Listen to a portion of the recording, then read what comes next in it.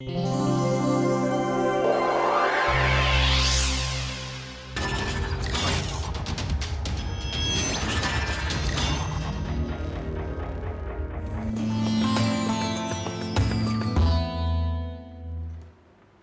have said many times in these lectures that EPR spectrum appears in the form of a Lorentzian line set, but I have never explained why that should be so.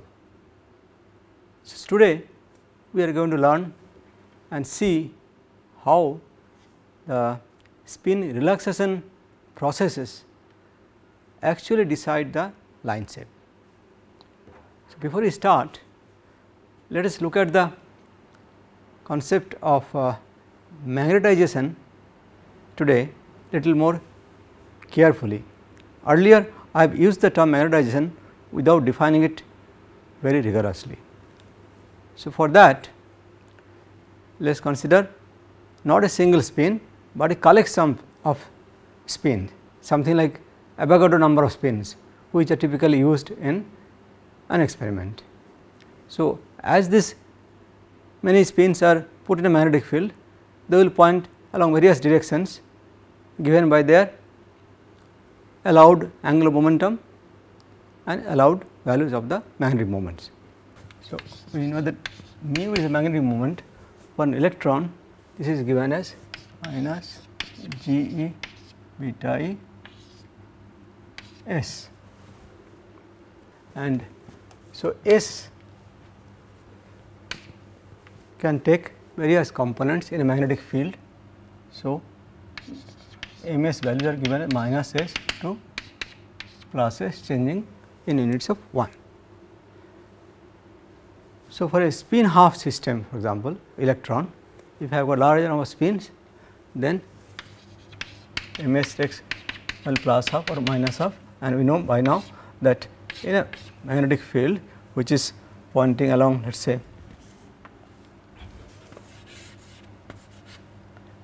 this is the B magnetic field pointing on z direction. Many of these little spins will point in along the positive z direction, and also many of them will point along the negative z direction. This is x, y and z. So, it is the sum of all these will give rise to the net magnetic moment of all these particles. So, magnetization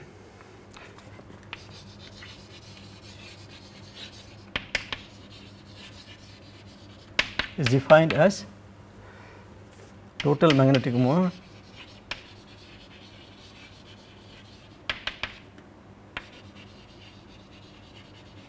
divided by the volume.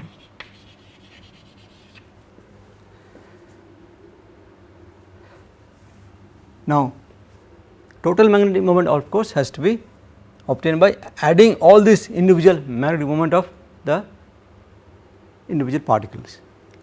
Now, you see that if these two orientations for this one are equally populated, then there will be as many number of spins which are going up and as many number of spin going down, they will be all equal. So, net magnetic moment will be 0 and net magnetization also be 0, and that is true for not just s equal to half. If I have s of some other value, then I can have this sort of let us say energy level starting from ms equal to minus s to ms equal to plus s. So, if all the levels are equally populated by the various spins, then if I sum over all the magnetic moments here, I will get the total magnetic moment average will be precisely 0. But in thermal equilibrium, when the spins are distributed among various energy levels, the distribution is governed by Boltzmann distribution. Now, we all know that electrons are spin of particles. So, they are supposed to follow Fermi-Dirac statistics, they are called fermions. That is absolutely correct, but the type of systems we have here, that these particles which really do not interact very much, they behave almost like independent particles. For such weakly interacting particles or non-interacting particles, the Boltzmann distribution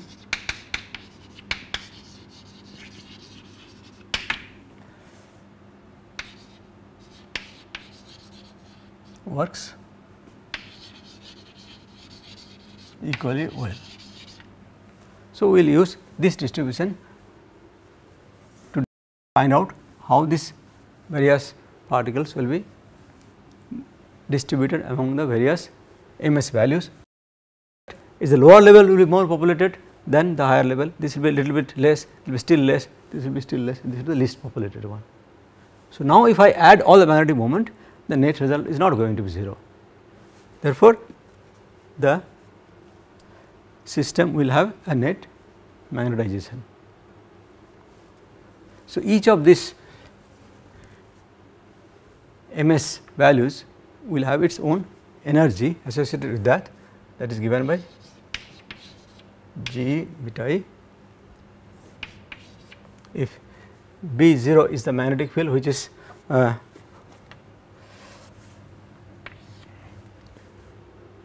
pointing along the z direction, then G beta E P0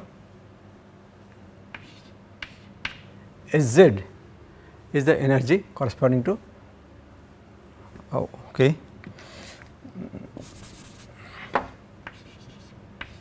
Mz is the energy corresponding to the energy level given by the corresponding Mz values. So, this should be Mz here and Mz there.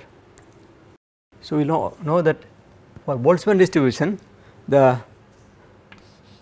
number of particles is N1 by N2, follow this type of distribution, where delta E is the energy difference between the level which has got N1 particle and this is N2 particle. So, here the various energy levels are given by this set of expression and Mz varies from one level to the other. So, we can calculate the fraction of particle that these various levels will have given by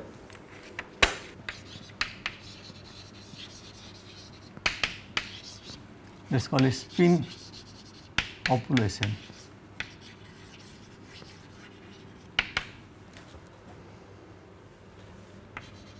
In the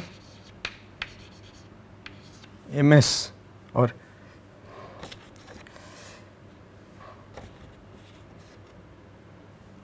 I will call it MZ level is given by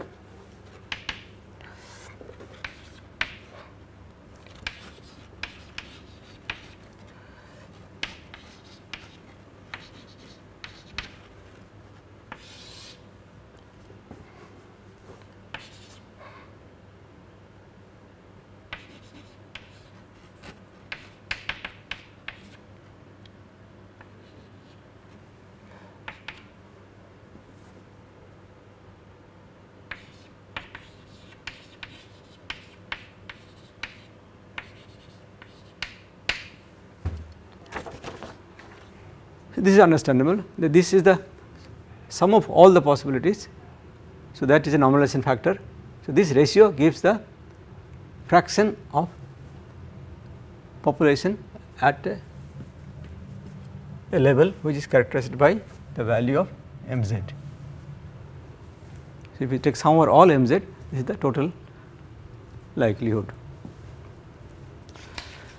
So, now if the number of particles in unit volume equal to n then I find out how many of this n are distributed in various energy levels here, and each of them will have a magnetic moment given by expression of this kind. So, I get the average value of the magnetization coming out for this n particles, and since n is the number of particles in unit volume, that average magnetization will essentially give rise to the magnetic moment, give rise to the magnetization.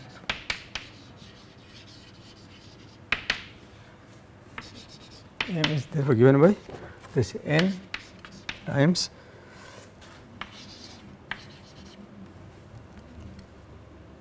m is equal to minus S2 plus S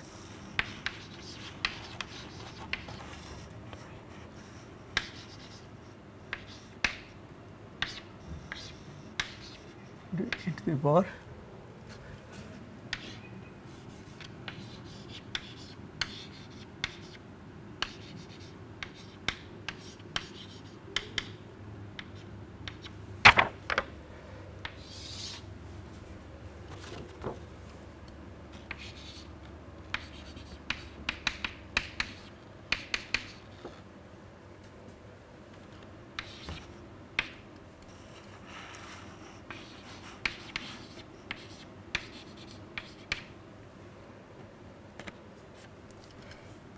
B0 is missing here.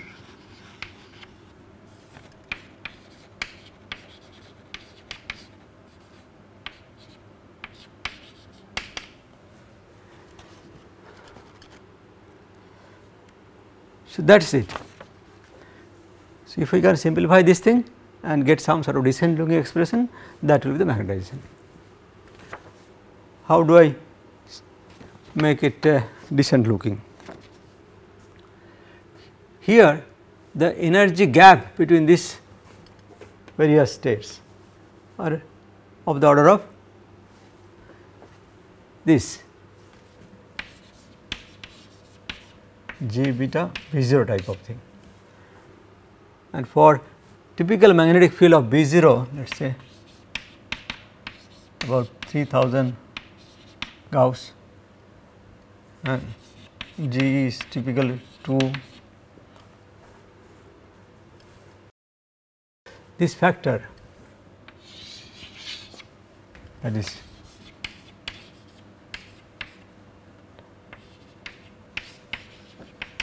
this factor turns out to be less than 10 to the minus 2. So, of course, and at temperature T is equal to some 300 Kelvin room temperature. So, this is the typically the condition we employ in the recording the spectrum. So, here this ratio is very small. So, the exponential here can be expanded and we can keep only the first two term, that is exponential x1 plus x plus, we keep only these two terms here. Then let us see how that expression simplifies. So, then the magnetization M becomes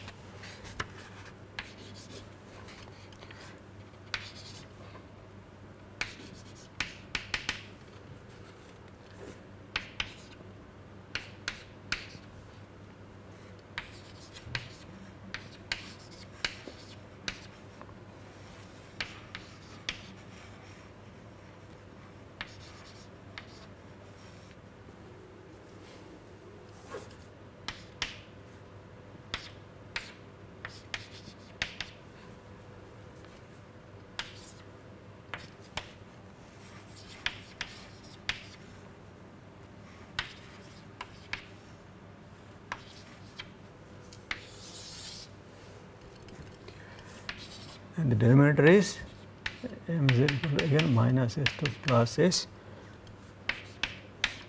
1 minus GE beta I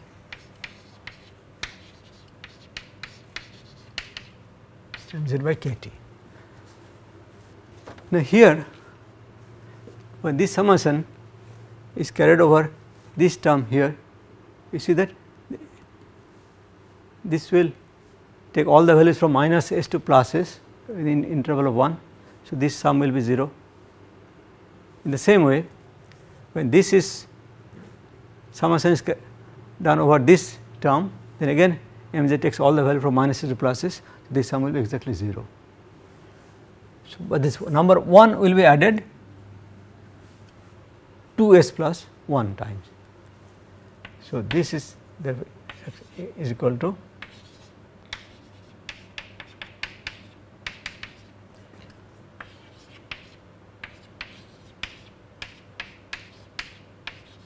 this is square, I forgot.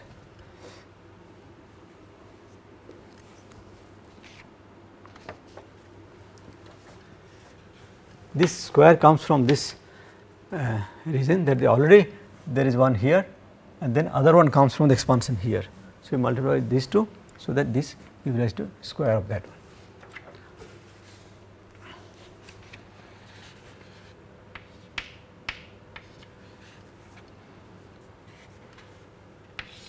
This will be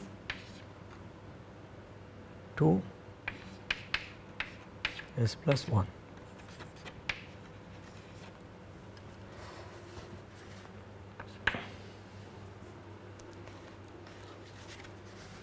So, this is n g beta I square b 0, I can have forgotten k t here.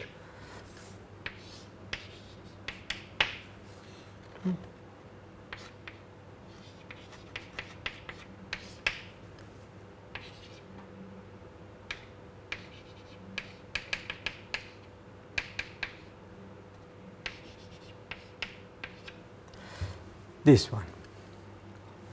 Now, here if now s is a whole number, let us say 1, 2, 3, then mz will take value 0, 1, plus minus 1, plus minus 2 up to some number plus minus s. These are the possible ms values. So, when I take the square of that, for both plus and minus the values are same. So, they will appear in pairs and 0 of course does not contribute to this. So, this is essentially, this summation means that I take the sum of integers of this kind, 1 square plus 2 square plus 3 square up to s square, and this is known, this summation is known.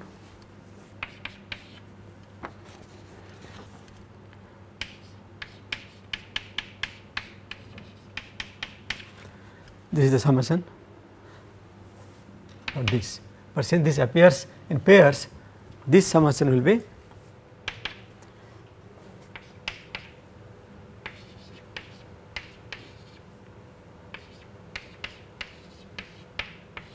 two times. I do not need any more this one.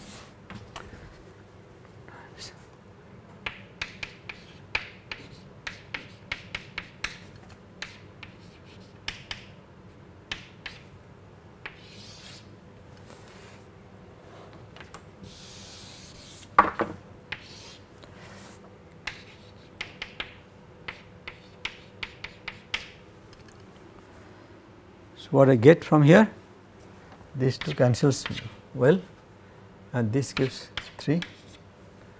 So, this gives the simplified expression of magnetization is equal to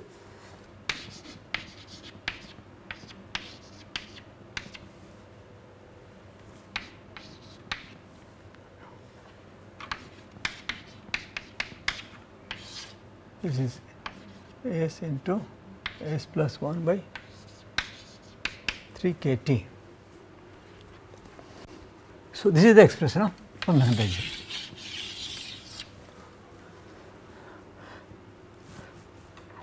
Here in this derivation, I have taken the value of s to be a whole integer. that is how we could use this expression here, and then it simplifies to this. Now, it is possible that S can be half integer also. So, S equal to, for example, 3 by 2, then m z, well I should call it m s, I suppose, m s. This is the component of the magnetic moment vector.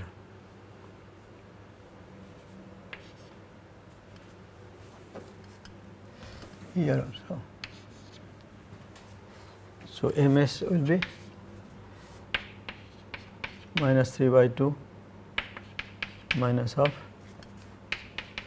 plus half plus 3 by 2, or it appears in pairs of these values, plus 3 by 2 plus minus half. So, here this expression cannot be used exactly as it is. So, one has to change it to this half integral values and then do the summation. So, I leave it to you as an exercise and see that you indeed can do that.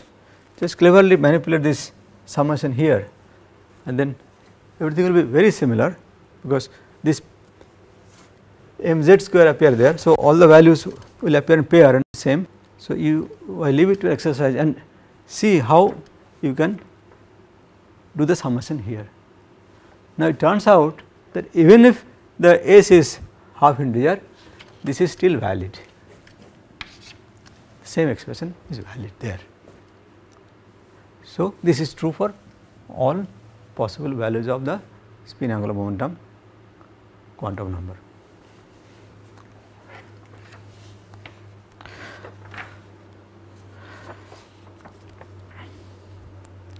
So, you see now that the moment the number of spins are kept in a magnetic field, it develops a magnetization when kept in a magnetic field B0 there. And of course, now we know it is because all the levels are not equally populated.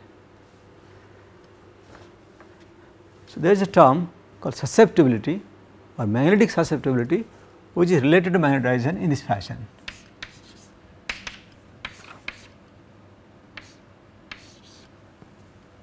Called static susceptibility. When it kept a magnetic field B0, let us say I get a magnetization in this kind. Then if you compare this with this, the static susceptibility is nothing but this n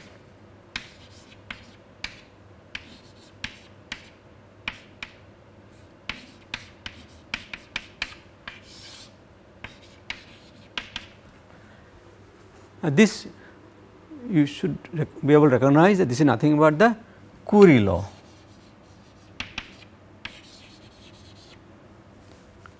Of the magnetic susceptibility and its temperature dependence.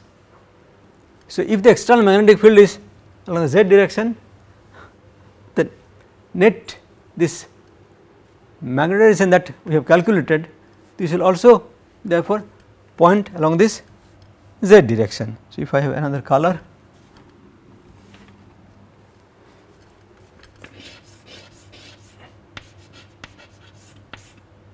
this is the magnetization.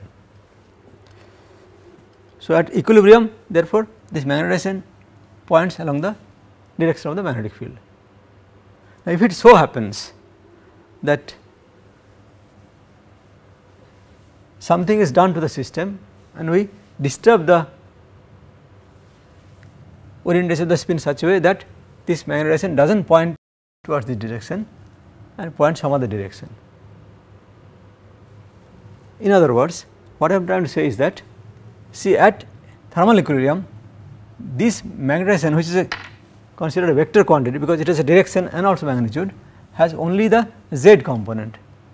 It has no x or y component.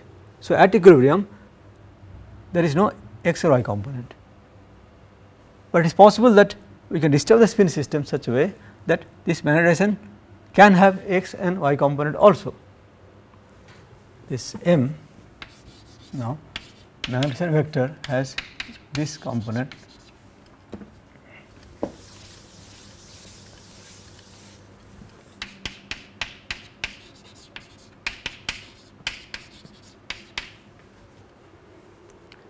So, once again at thermal equilibrium mz is this is equal to 0, this is also equal to 0, and this takes the maximum value which I have derived here. Now, I will call it as equilibrium magnetization, I call it M equilibrium. How does one visualize this? Here again see these individual spins are pointing in all possible directions along this cone here.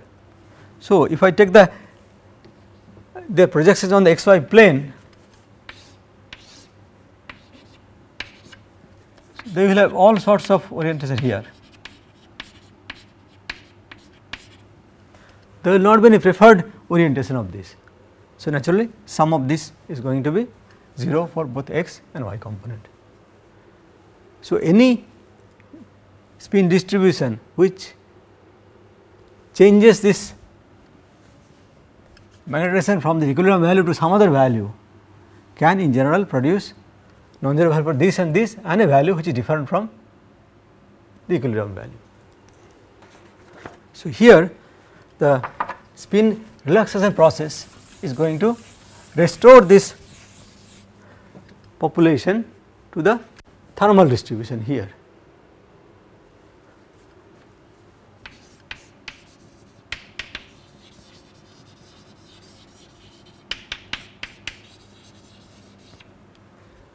It is going to restore the thermal distribution or the Boltzmann distribution that we saw earlier, and that Boltzmann distribution gave rise to the equilibrium magnetization for the z component, no magnetization for this and this. So, the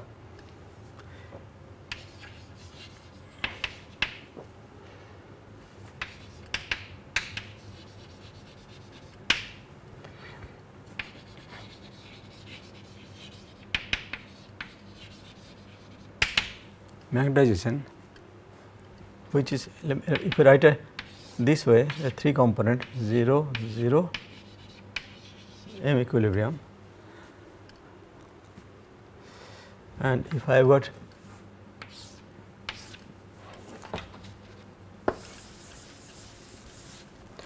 non-equilibrium magnetization,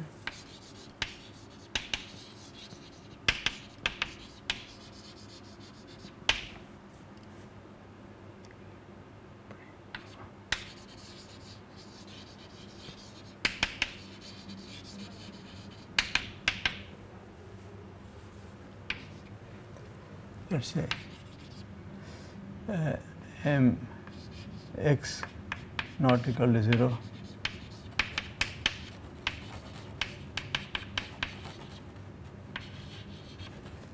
so these relaxation processes which are there, they will try to bring this to this. This is the job of the spin relaxation processes. Now, here the difference between this change of magnetization from this change of magnetization here is quite significant. See, the change of mz magnetization involves flipping of spin from one direction to other direction, and that needs energy, that needs some transition to take place. So, either from here to there or there to here. So, that energy has to be exchanged with the surrounding. Either surrounding must give energy when spin flip takes place from this direction, or energy must take away the energy when it goes in the other direction. So, that involves exchange of energy, that is for the change of mz component of the magnetization. But for mx and my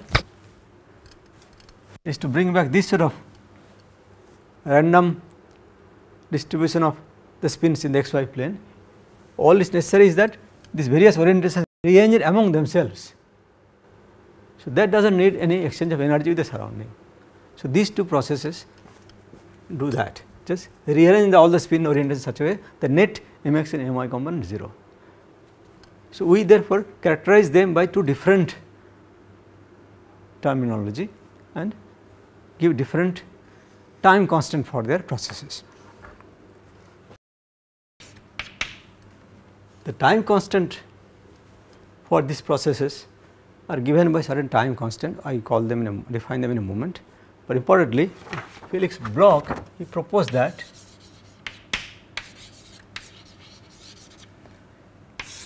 this restoration of this magnetization from non equilibrium value to equilibrium value, this process is a first order process,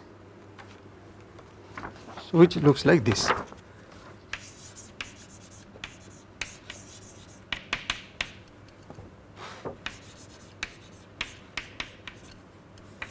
Similar.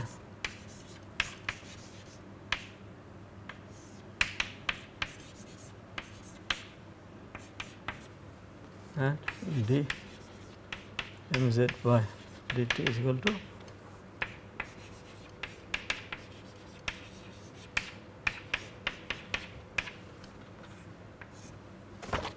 so these are all first order chemical kinetics type of expression here. Now, the time constant for this process is given by this T2 for this and T1 for this.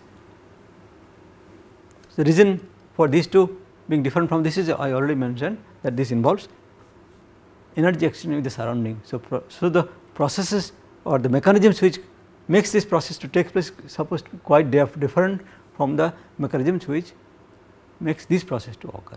Naturally, their time constant need not be same. We call this process transverse relaxation time.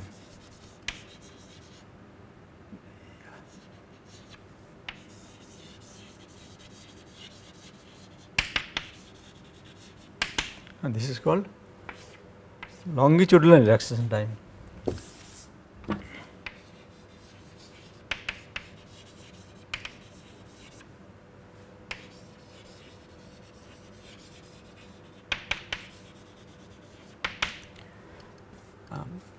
Also, this is called spin relaxation time.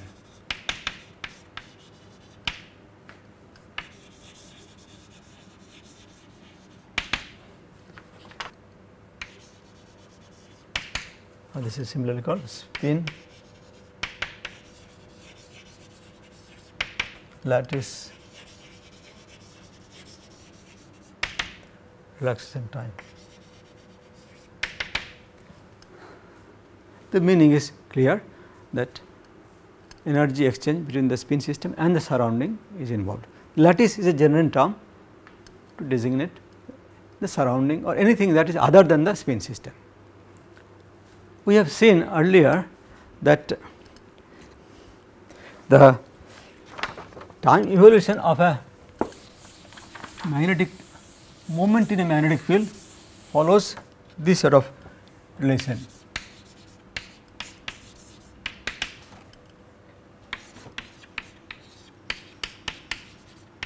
Where this m was the magnetic moment of a particle or some system. Now, here we are using the same letter m to designate the magnetization, because we are dealing with a collection of particles. Now, since each of these little spin contributes to the total magnetization, this exactly the similar relation holds good for the magnetization also. So,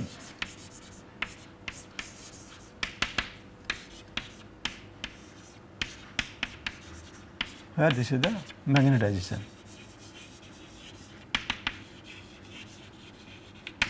I expect that they should not have any confusion in going from here to there. We are using earlier this equation to describe the time evolution of a magnetic moment in a magnetic field. Now, exactly similar equation is used to describe the time evolution of a magnetization kept in a magnetic field. So here look at this slide here, this is given here. So, when the magnetic field B is along the z direction, then one can expand this term and we get three equations of this kind. dmx by dt is minus gamma e b0 my, dmy by dt is equal to plus gamma e beta b0 mx, and dmz by dt is 0. So, that is mz component does not change. So, here of course, it shows simply the evolution of the magnetization in a magnetic field, and we know that this is nothing but the precessional motion of the magnetization. Now, to this we add these relaxation processes, then the equation will look different of course here. All I have done is to add these 3 terms here to the corresponding 3 terms that this equation gives. So, that is it. So, here this shows the evolution of the magnetization vector mx, my, mz component of them in this fashion. Relaxation terms are included here.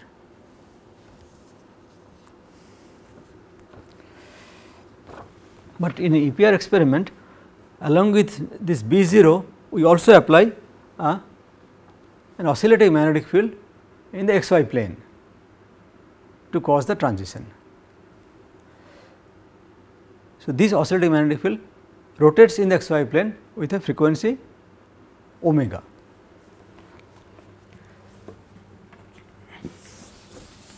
So, how do I show that?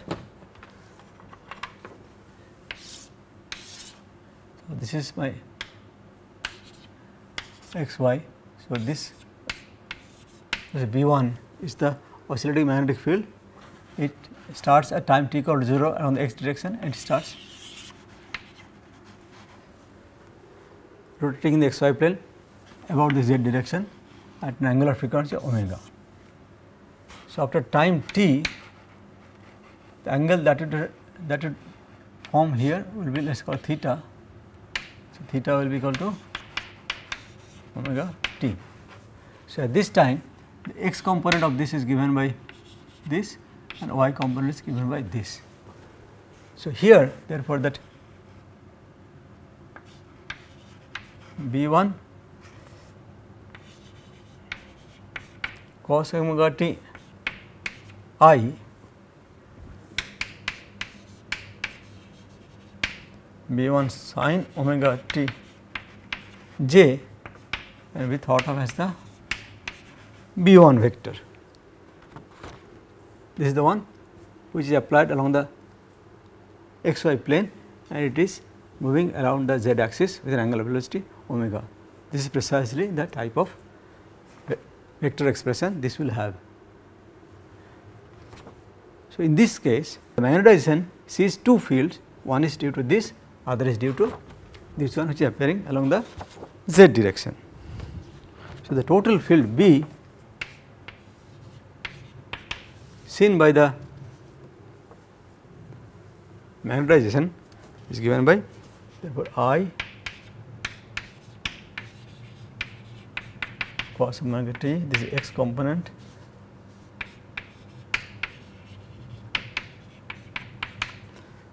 B1 sin omega, this is y component k base 0, this is the z component. So, this is the total magnetic field that is experienced by the magnetization. So, again I can include that in the equation here and then find out the time dependence of this in the presence of the oscillating magnetic field, and that is done in this slide. So, the x, y, z are the laboratory coordinate and this total magnetic field in the laboratory coordination is given by this, and that given when this expression is inserted here you get the time dependence of the mx, my, mz component of the magnetization.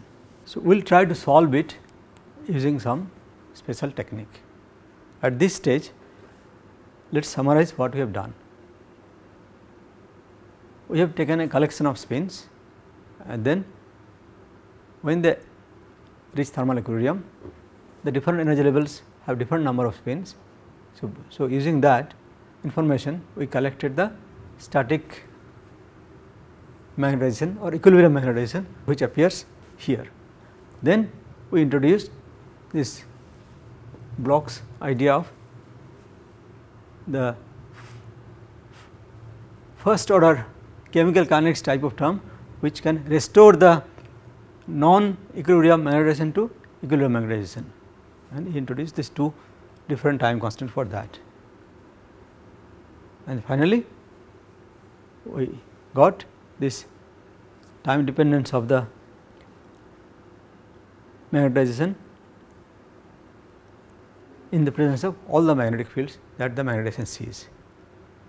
So, these equations are called the Bloch equation for the time dependence of magnetization. These are very famous in magnetic resonance studies. With this, we stop this lecture and we will continue our discussion in the next one.